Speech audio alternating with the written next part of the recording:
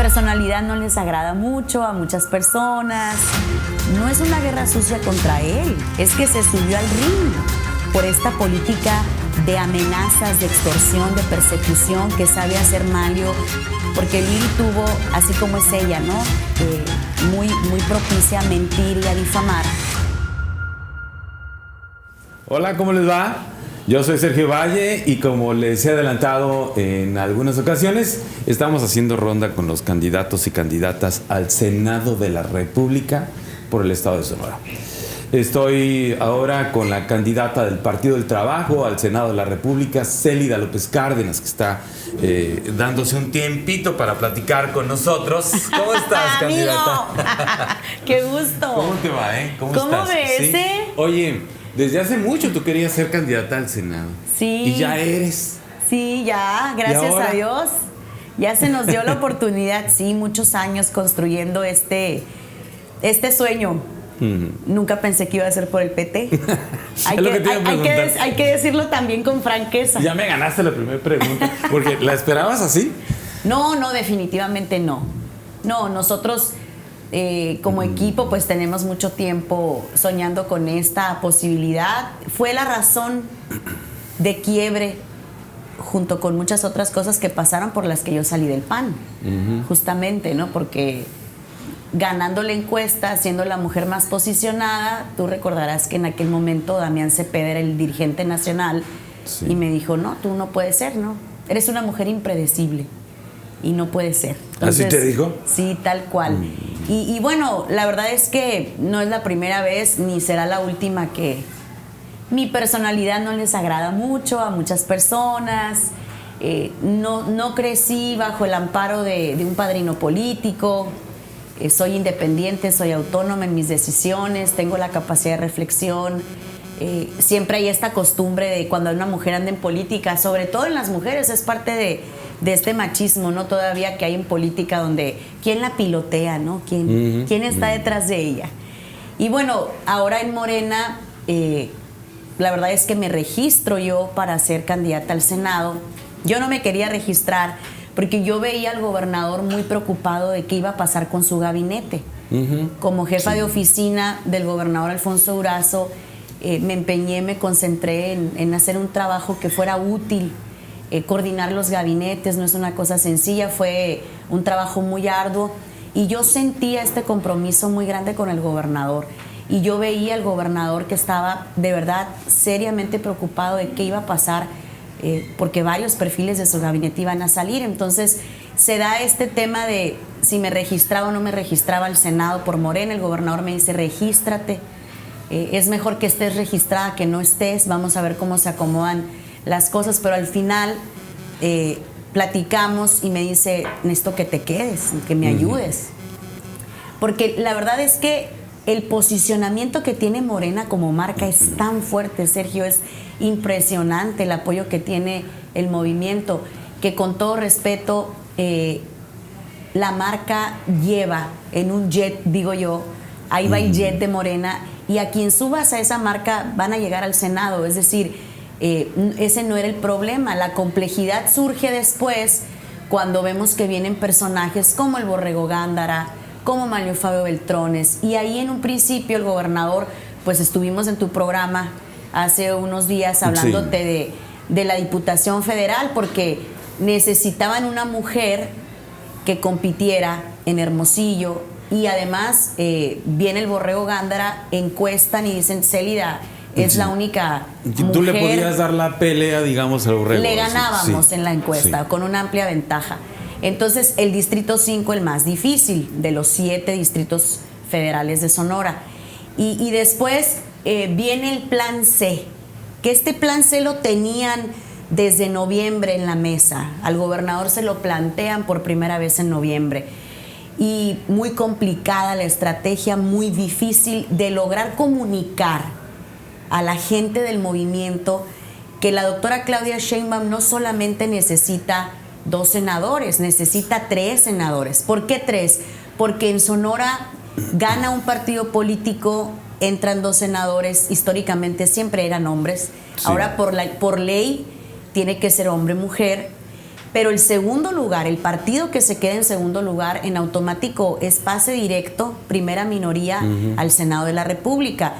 Creo que con esta idea y con esta lógica, muchos candidatos del PRIAN, aunque saben que no ganan el primer lugar, vienen con la confianza de decir, no le hace, voy a quedar en segundo lugar, pero de todas maneras voy a ser senador. Esta es la lógica que justifica desde mi punto de vista que un personaje como Manlio Fabio se atreva a regresar después de romper el manual. Es la primera vez que un exgobernador de Sonora desafía, digamos, la historia política y dice, yo quiero ser senador, pero porque estaba tranquilo y sabía que iba a alcanzar ese segundo lugar. MC estaba muy abajo. Ahora con esta estrategia donde Claudia Sheinbaum y la mesa política de los 3 partidos incluyen a Sonora dentro de los 12. Somos 12 estados. Son 12 estados en esa estrategia, ¿no? Que llevan a la fórmula de Morena y llevan 6 estados al PT y 6 estados el Verde registró la fórmula. Y en esta estrategia obviamente hay un compromiso político, hay un acuerdo político, en donde habrá, por supuesto, una estrategia para transferir votos suficientes de Morena con ese amplio margen que hay. Hay un amplio margen, Sergio, entre Morena y la fórmula del PRIAN. Hay un amplio margen, estamos hablando de más de 25 puntos de distancia. En otras encuestas te dan 30 puntos de distancia, es abismal. Por eso es que toma sentido en algunos estados como Sonora, donde el movimiento tiene una gran aceptación, donde se dice con una estrategia podemos lograr que una segunda fórmula no solamente alcance la fórmula del PRIAN, sino que la rebase y se logren los 3 senadores. Ese es el plan C. ¿Por qué necesitamos aportar 3 senadores en estos 12 estados? Por la sencilla razón de que hay muchas reformas constitucionales que no se han podido procesar en Cámara de Diputados y de Senadores porque no se tienen las mayorías. Entonces, no solamente es pensar en ganar la presidencia de la República para el movimiento, sino que también se tenga la fortaleza en las cámaras para poder lograr que muchas de las propuestas que tienen que llevarse a cabo en este segundo piso de la transformación, pues se tenga la suficiente fuerza en las cámaras. Es inédito para todos los que hemos cubierto campañas. A mí me ha tocado ver algunas campañas y es la primera vez que yo entrevisto a una candidata que quiere quedar en segundo lugar. Sí, qué increíble, ¿no? Sí. Bueno, esta es la estrategia. Ahora yo lo comento con mucha apertura y con mucha confianza y con mucho respeto, pero el electorado no tiene dueño. Claro. Se nos están adhiriendo sindicatos, por ejemplo, y yo comento, no necesariamente los sindicatos tienen un voto corporativo, pero tampoco la gente de Morena va a ir a votar como se le indique. Además, el 90%, yo aseguro que el 95% de la población pues no está involucrado en ningún partido político. Entonces, podemos llegar al primer lugar, pues vamos a ver qué pasa el 2 de junio, porque nosotros tenemos la capacidad, Froilán Gámez y yo, de hacer la mejor campaña, como ya lo estamos haciendo. Somos la fórmula más atractiva, la más dinámica, la juventud, las ganas, el empuje. Entonces, creo sinceramente que sí podríamos lograrlo. O sea, ¿tú crees sinceramente que sí podrían lograr el primer lugar? Sí, y se entrar puede. Los dos, tú y Froilán. Sí, claro que sí se puede. Sí se puede. Mira, hay candidatos, hay otras experiencias en otros estados en donde los candidatos que terminan ganando gubernaturas empezaban 27 puntos abajo o más. Ahí está el ejemplo de Samuel García, el ejemplo de otros gobernadores aquí en Sonora. Vamos a ir viendo cómo va evolucionando esto. ¿Qué es lo importante y qué es lo que está platicado? Somos compañeros del movimiento. Es indistinto si gana Célida López y Froilán Gámez el primer lugar y Morena queda en segundo lugar, o si Morena queda en primer lugar y nosotros en segundo. Lo importante aquí es darle al movimiento 3 senadores de la Cuarta Transformación. Ese es el reto. Ahora, a mí me gusta ser muy sincera, no está fácil, no es sencillo. Lo que ahorita sí es realista y lo que ahorita sí es alcanzable es que nosotros en 3 semanas, yo diría cuando mucho 15 de abril, estamos ya en empate técnico con el PRIAN, porque ahorita lo único que me... ¿Usted es el PT? Sí, claro. Sí. Nosotros ahorita solamente estamos a 12 puntos de distancia del PRIAN, 12 puntos de distancia. la fórmula del Partido del La Trabajo. fórmula del partido. Célida López y Froilán Gámez está a 12 puntos de alcanzar a Manlio y a Lili. Estamos hablando de que cada punto son 10,000 votos. Estamos hablando de 120,000 votos. Es sumamente realista alcanzarlos para mediados de abril. Y yo creo que este es el trabajo que nosotros tenemos que hacer. Me han estado diciendo algunos medios, ¿no? Pero ¿por qué atacas tanto a la PRIAN? Porque incluso Manlio dijo en una entrevista que era muy lamentable la encomienda que me había dado la doctora Claudia Sheinbaum y el gobernador Alfonso Durazo de encabezar esta guerra sucia contra él. No es una guerra sucia contra él, es que se subió al ring. ¿Es personal? No, por supuesto que no es personal, pero si tú te subes al ring, querido Sergio, lo menos que puedes esperar es que te golpeen. El que no le gusta el calor, pero que no se meta a la cocina. Lo dicen. tengo que noquear, quiero ser campeona de esta pelea, por decirlo en sentido figurado, si estamos hablando de una pelea de box. Es que están emprendiendo una guerra sucia. No, es que hay que hacer contrastes. ¿Qué representa la fórmula del PRIAN y qué representa la fórmula de Célida López y de Froilán Gámez? Y aquí es en donde está la parte más compleja, porque olvídate de los partidos políticos, olvidémonos de los partidos políticos, hablemos de las personas. ¿Qué ha hecho Manlio los últimos años de su vida, las últimas décadas de su vida? ¿Qué política y qué estilo de política representa? Pues la política de un hombre que concentra el poder y que participa y que vive en la Ciudad de México. Manlio no es sonorense, no vive en Sonora, no es un Armando López Nogales, no es un Eduardo Burs, no es un Samuel Ocaña, no vive aquí. Es muy importante decirlo porque este desprendimiento del arraigo de tu tierra, pues representa dónde están tus intereses. Los intereses de Manlio son controlar y hacer política nacional.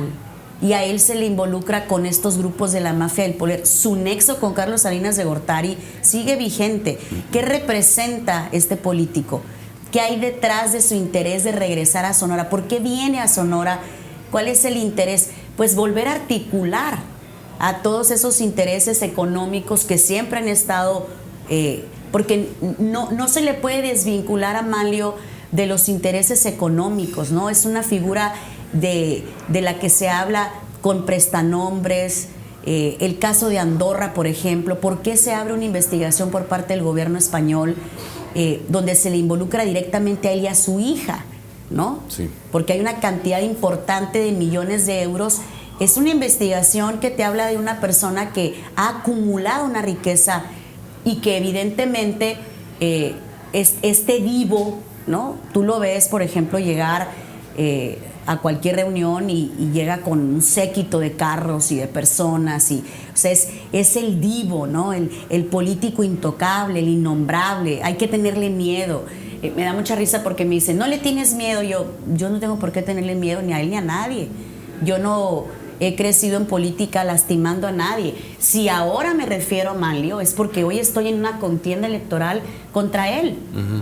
Y si tenemos que hablar de Lili Téllez es porque estoy en una contienda contra ella. Dijo con Ciro Gómez Leiva el lunes pasado, porque es colaboradora del programa de Ciro, que desde mi punto de vista está infringiendo leyes electorales el programa de Ciro. Ya dijeron que iban a revisar, ¿no? Ustedes van a ver si esto está afectando la equidad de la contienda. Sí, porque tú puedes tener comentaristas y colaboradores en tu programa, pero si ya es una candidata, ya rompes el principio de imparcialidad. Hemos estado pidiendo derecho de réplica porque Lili tuvo, así como es ella, ¿no? Muy propicia a mentir y a difamar. Dice, es que los candidatos que se andan paseando por el sur de Sonora lo hacen porque tienen un pacto con el narco. Froilán Gámez y yo estuvimos en el sur de Sonora, ya arrancamos campaña, éramos los únicos que estábamos en el sur. Y yo digo, ¿cómo se atreve un personaje así, con esa ligereza, a decir que Célida López y Froilán Gámez tienen un pacto con el narco porque estamos haciendo campaña en el sur? Lo que sucede es que no hay un conocimiento Sí hay problemas de seguridad en algunos municipios, sí hay, pero eso no significa que los comercios no abran, que las iglesias no abran, que no haya clases, que no haya una vida normal y común. Es el desprestigio que ha encabezado Lili Téllez en contra de nuestro estado. Yo cuando era secretaria de turismo y le escuchaba, y yo decía, esta mujer no tiene idea del daño que le está haciendo a la economía del estado, porque desprestigia nuestros destinos para que no venga gente. Y sí tenemos problemas de seguridad, pero no le voy a permitir que venga a decir que yo puedo estar en Cajeme, que puedo estar en Guatabampo, en Navojoa, en Echojoa, en Benito Juárez, porque hay un vínculo con el narco. Es demasiado el abuso de los espacios que ha tenido y ha estado comunicando y ha estado difamando de una manera demasiado severa a muchos personajes. Yo entiendo que haya una posición radical en contra del movimiento que la lleva a ser senadora. Puedo comprender que esté en contra de toda la política de la transformación que emprendió el presidente, pero creo que es como difícil de entender que no puedas darte cuenta de la realidad, porque si bien es cierto hay muchos retos, también hay que decir que en qué está cimentado el apoyo del pueblo de México para Claudia Sheinbaum. Tú te vas a cualquier centro de trabajo, maquila, un campo agrícola, donde tú quieras. Lo primero que te dice la gente es, nunca nos habían subido el salario mínimo. En décadas, Sergio. Porque el sistema neoliberal decía, si subimos el salario mínimo habrá inflación. Pues se subió de 88 pesos a 249 en el interior del país y de 88 pesos a más de 340 pesos en la frontera. ¿Y cuál inflación? ¿Y cuál inflación? No habíamos visto un crecimiento en el PIB, yo me acuerdo cuando estaba en la maestría en el IPADE y nos decían, ojalá que algún día pudiera crecer este país de perdida, pues un 2% consecutivo. Seríamos una gran potencia mundial si llegáramos un día a crecer al 4%. Bueno, no hay un registro de un crecimiento del PIB de este país como hoy lo tenemos. Ningún gobierno, ningún sexenio, desde que tenemos razón, había logrado sacar de la pobreza a más de 8 millones de mexicanos. Esos son datos duros, no los estoy inventando yo. Ningún sexenio lo había logrado, Sergio. Cada sexenio multiplicaba a más y más pobres en el país. Entonces, ¿ha dado resultados la política económica? Sí. El peligro para México, ¿dónde quedó? Quiero que me digan. No solamente no se reelige, no se perpetúa en el poder López Obrador, sino que se somete a la revocación de mandato. Ya dijo Claudia Sheinbaum, yo también me voy a someter a la revocación de mandato.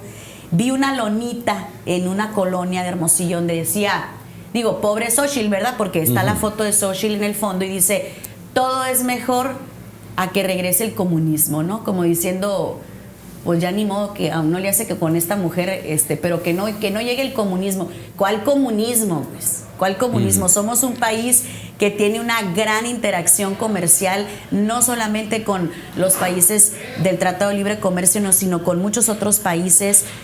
Creo sinceramente que hay muchas cosas que se tienen que rescatar.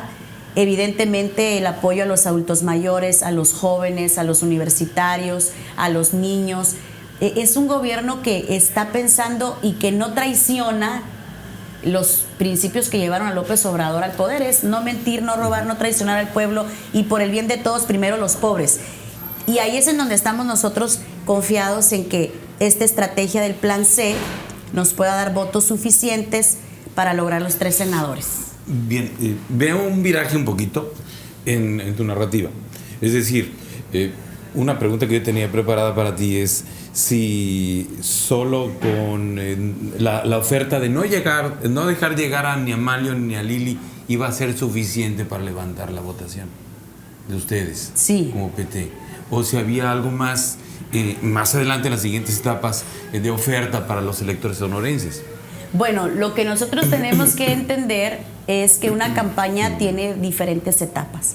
Lo primero que tú tienes que hacer es presentarte al electorado y decir, somos una fórmula al Senado de la República, este es nuestro objetivo, esta es nuestra misión, por eso estamos aquí, por eso existe el Plan C.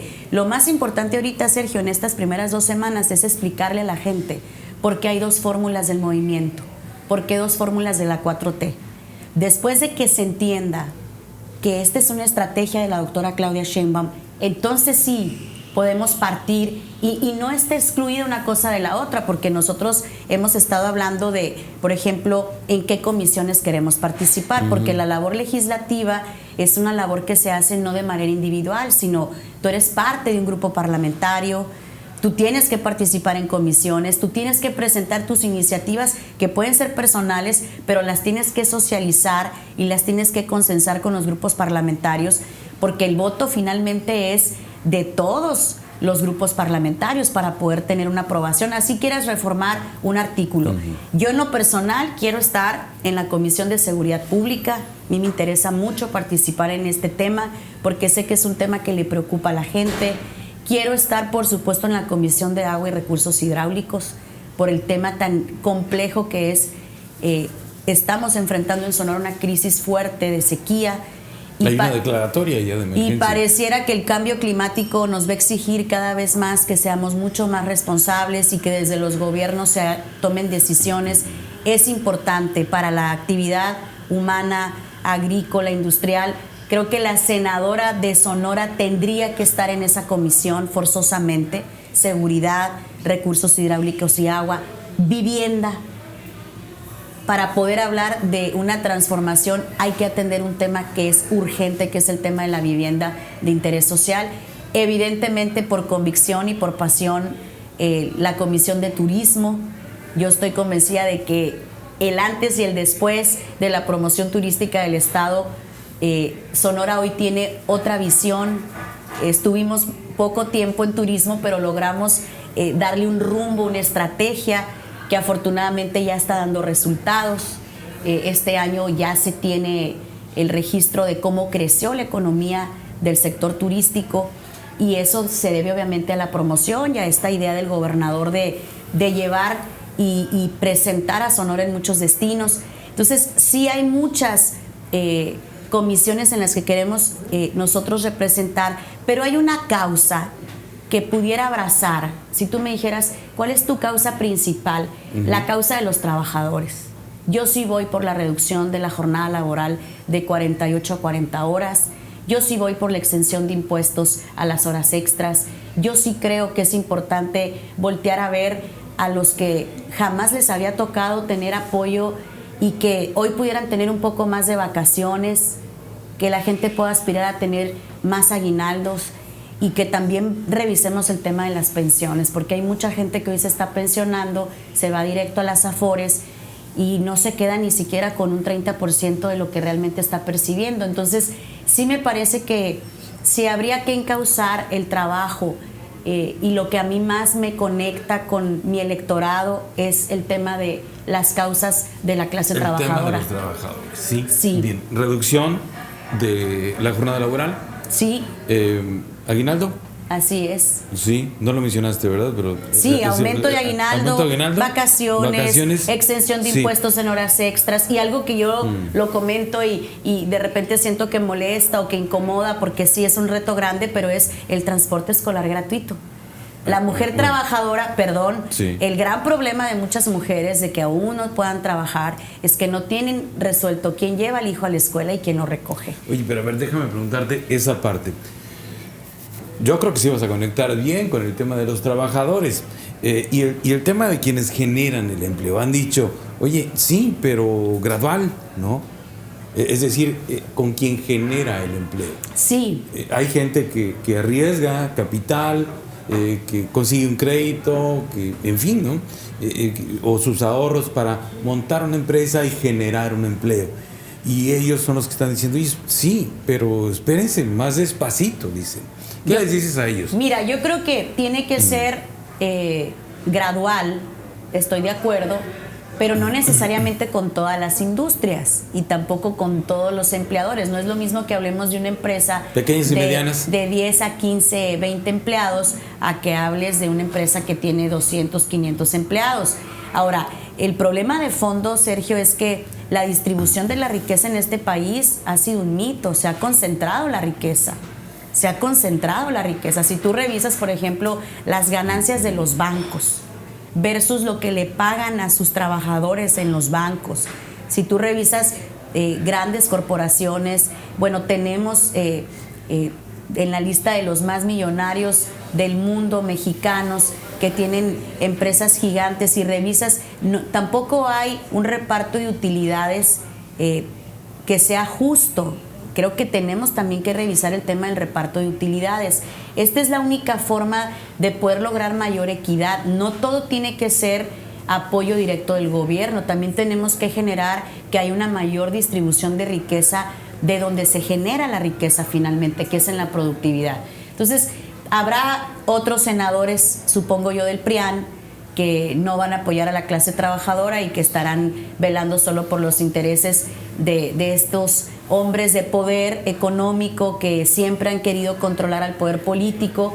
Pero parece que la discusión es lo que tiene que ser rico en comisiones. Yo cuando regresé a estudiar de Chile mi maestría, regresé y fui secretaria técnica del grupo parlamentario del PAN. Y a mí como secretaria técnica me tocaba hacer mucho trabajo en comisiones, la reforma electoral, la reforma de seguridad pública, y es muy rico ese trabajo legislativo, esa es la parte que no se ve. Pero por otro lado, necesitamos una senadora que conozca Sonora, que vibre con Sonora, que tenga esta experiencia. A mí me parece muy cínico por parte de Malio, de Lili, incluso de Silvana, que lleguen a Sonora cada 3 años o cada 6 años. O sea, vienen a Sonora a repartir cobijas y lentes y reviven la Fundación Beltrones con temas de cáncer, porque es un motín electoral. Yo sí creo que los sonorenses merecen ser tratados con mucho más respeto. El cinismo, ayer veía fotos de panistas tomándose fotos con Malio, él con camisa azul. Yo digo, esta gente sin valores, sin vergüenzas, ¿no? Porque persiguieron panistas, encarcelaron panistas, desterraron a panistas, familiares que tuvieron que irse. Estuve recientemente en San Luis Río Colorado, donde hubo un panismo de a de veras, y hablaba con algunos exalcaldes en privado y decían, no vamos a votar por él, no podemos votar por Malio. Entonces, este Frente Amplio que ha venido a romper todos los valores. Yo, por ejemplo, leí ayer a Onésimo, que buscó ser dirigente del PRI, creo que fue dirigente por unos días, ¿no? Sí. Y echándole porras a Malio. Yo decía, ¿dónde quedó la dignidad? Pues porque pues no lo dejó ser dirigente, pero tampoco a Zaira, ¿no? Que era apoyada por Ricardo Mazón. Llega el coletazo del dinosaurio y dice, ni ustedes, ni tampoco ustedes, mi sobrino. Entonces, la franquicia del PRIAN está en manos de unas cuantas personas.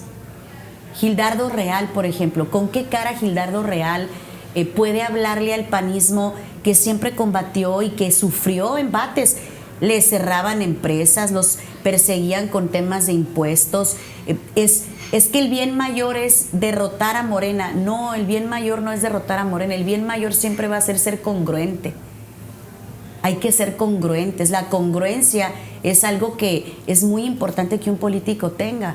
Claro, la conveniencia electorera de repartirnos el motín, de juntos tendremos más votos, pero por ejemplo yo me pregunto, ¿cómo le va a hacer el Toño Astiazarán?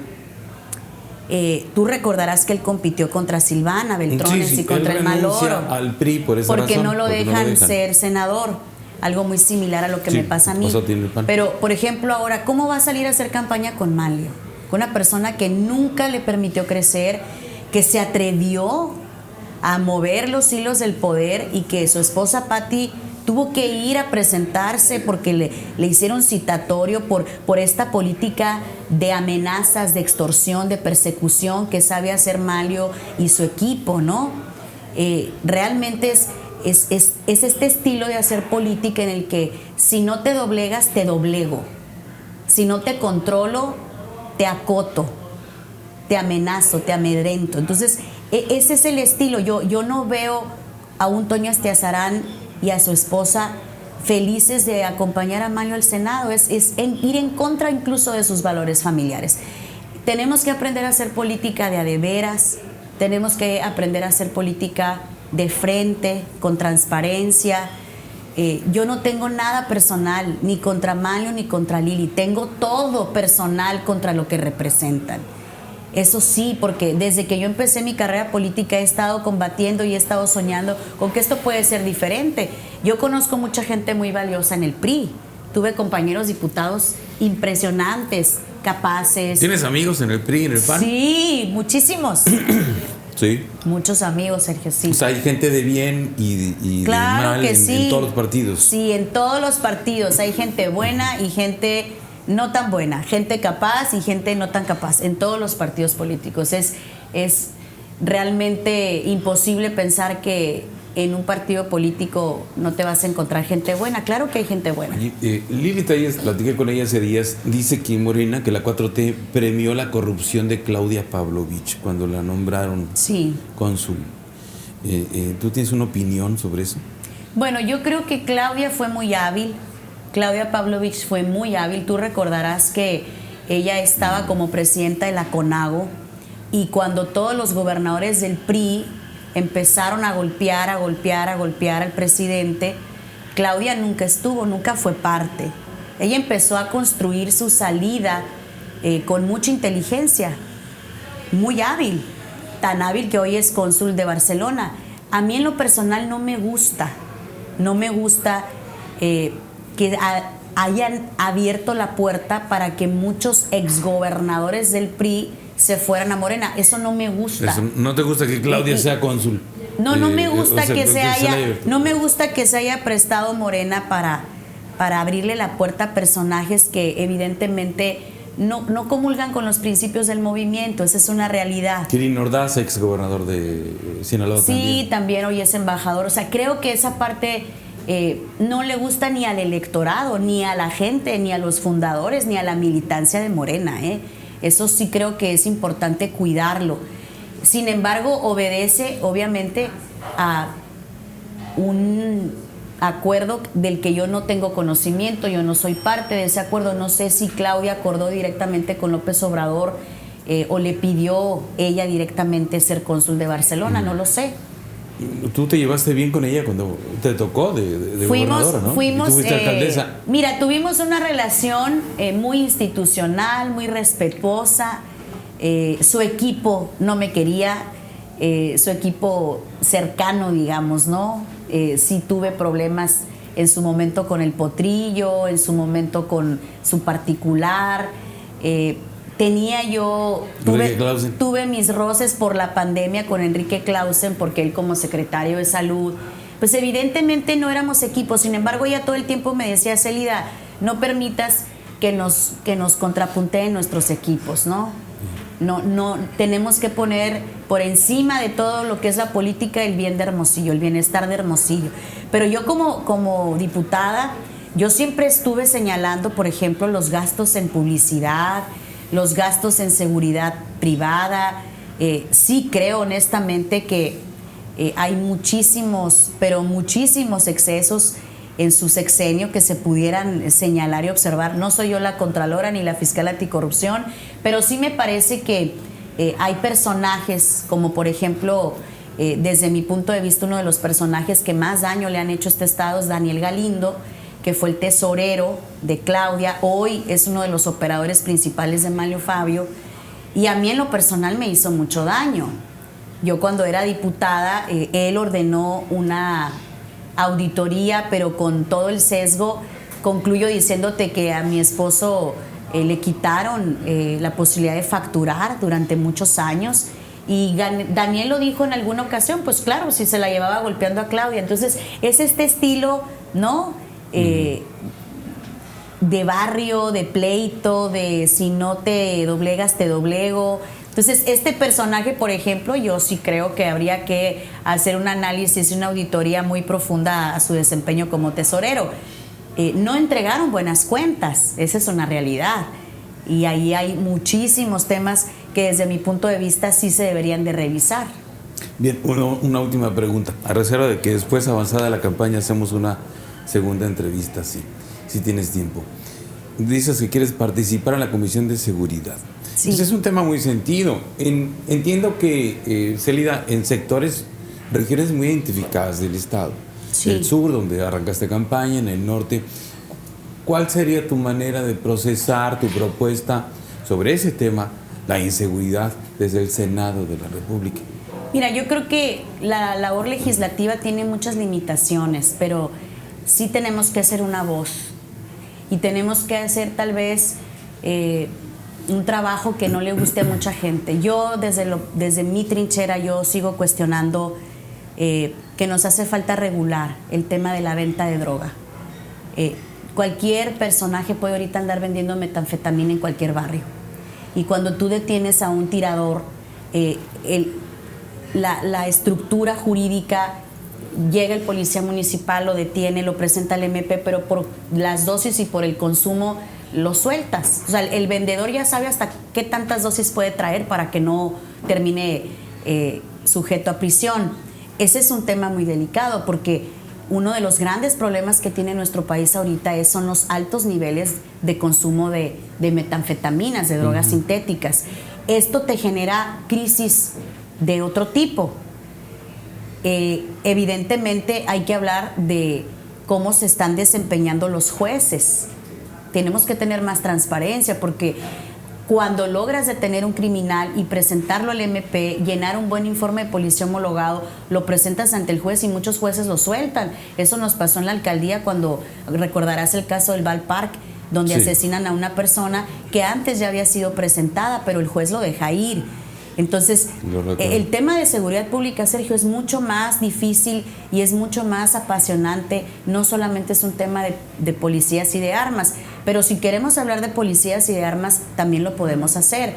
A mí me encantaría que se hiciera una reflexión sobre el equipamiento que tienen nuestras policías.